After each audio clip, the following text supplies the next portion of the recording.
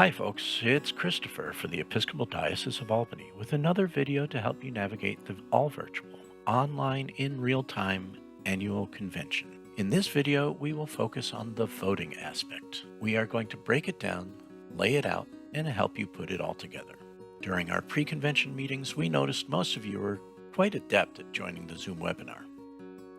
So there's one thing to be thankful for. And we wish to thank you for taking this time to serve your parish and the diocese by participating in our annual convention. There's another thing to be thankful for. So now, with grateful hearts, let's jump right in with these three important things. First, Zoom. We are doing this convention in Zoom. You'll want to have the Zoom client installed on your computer or tablet. We made a video a few weeks back to help guide you through that process, and you can find it by going to YouTube and searching for Episcopal Diocese of Albany and looking through the videos on our channel. We will send a link to the Zoom meeting. Watch your email for that very important message. The next thing you'll need is Election Runner. No client needed here, nothing to download or install. It runs on a web page. We'll send you a link to Election Runner via email. In the email with the Election Runner link will be the all-important personal voter information and equally important parish voter information. These are important. Write them down. One other very important thing you may want to write down is this telephone number for the technical support hotline at Christ the King. On the day of the convention, we will have a wonderful staff of very helpful people available to help you if you are having any trouble connecting to the webinar or Election Runner voting platform. If you are having technical problems, or if you lost your voter key and ID, or if you are an alternate and have been designated, call 888-526-4285. Voting. Each participant needs their own voting device. This can be a computer, smartphone, or tablet. We find it easiest to do Election Runner on a phone and Zoom on a laptop or a desktop. You may be gathered with other folks from your church and watching the meeting together on a big screen, but you will each need individual access in order to vote. Let's talk about some of the fundamentals of voting. There are three basic and very different voting types, and this slide breaks it down categorically. The yes-no Zoom poll is the most simple ballot. It is used for those simple things which require a vote because we're still using Robert's Rules of Order, because they still apply, and we all want business conducted decently and in order. Everybody gets a vote here, all canonically resident clergy and each individual deputy. There will be prompts in the webinar to guide you. Plurality votes are also for all canonically resident clergy and each individual deputy to participate in by each casting one vote. These will happen using the Election Runner website and using your individual unique voter ID and voter key. Vote by order. This is the place where a lot of people get tripped up, so I want you to pay very close attention. This is not like other voting where it's one person, one vote. This is vote by order, where the deputies of a parish cast one vote on behalf of the entire parish. All canonically resident clergy will get a vote and will use their unique voter ID and key, but only one vote from each parish may be cast, and thus we have assigned a parish voter ID and key unique to each parish. We sent this key to each of the deputies, so it's up to you to communicate to decide who will use it to cast the vote. let's look at plurality elections a little bit closer.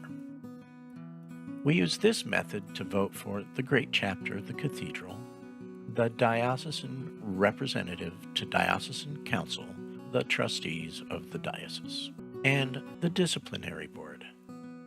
We've got a tip for you. Write down your voter ID and key to have handy. You will want that handy on the day of convention. How do we vote in a plurality election? Firstly, we will know it is time to vote because it will be announced that an election has been launched. Watch your email for an invitation to vote. This is the easiest way. Just click on the link in the email and follow it through. Sometimes the unseen forces of technology will slow down this email process, so here's another way. In your web browser, go to edoa.electionrunner.com and enter your voter key and ID. When you open up an election, you can find information about candidates by clicking on the little circled I symbol next to their names. Of course, a diligent deputy will have done their research ahead of time. All of this information is included in your convention booklet. If you are experiencing any trouble getting to the election website, call the help desk. Here's the number. Shiny, happy people will be standing by, ready to help you out. Now, a closer look at votes by order. In this type of election, each canonically resident clergy gets a vote, and each parish deputation casts a vote on behalf of their particular parish. A deputation is a group of deputies from a particular parish. So, if a parish deputation gets one vote, the diligent deputation will have done their homework. Here's another tip. Decide in advance who will cast the vote for the parish and whom you want to vote for. This will move along the elections. We will use votes by order to elect members and delegates to General Convention and Provincial Synod and the Standing Committee. How do I vote, you ask? It will be different from the previous example for the deputies, so pay close attention. Firstly, we will know it is time to vote because it will be announced that an election has been launched. That part will not change. Clergy will get an email inviting them to vote. If you are clergy, following the links in the email or going directly to edoa.electionrunner.com and entering your voter ID and key will allow you to cast your vote. That will not change. The parish deputation voter will need to go directly to edoa.electionrunner.com. They will not get an email. You may want to refresh the page by clicking on the banner at the top a couple of times, and then enter your parish key and ID. And remember, when voting by orders, clergy will use their regular voter ID and key, and only one deputy from each parish will use their parish ID and key. That is, their parish ID and key.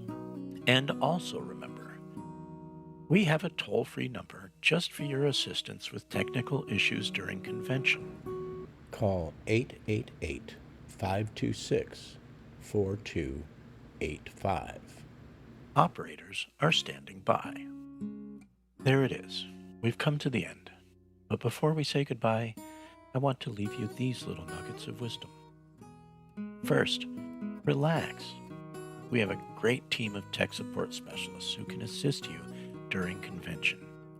If you have any trouble, call them. Second, print the invitation email or write down your voter ID and key. Talk with your deputation before convention begins about the votes by order. Make a plan for who you will be voting for and who will be the one to cast the vote. Fourth, did we mention we have a great tech support team? And finally, thank you again. Thanks for serving. Thanks for participating. Call me if you have trouble. Probably sounds dorky.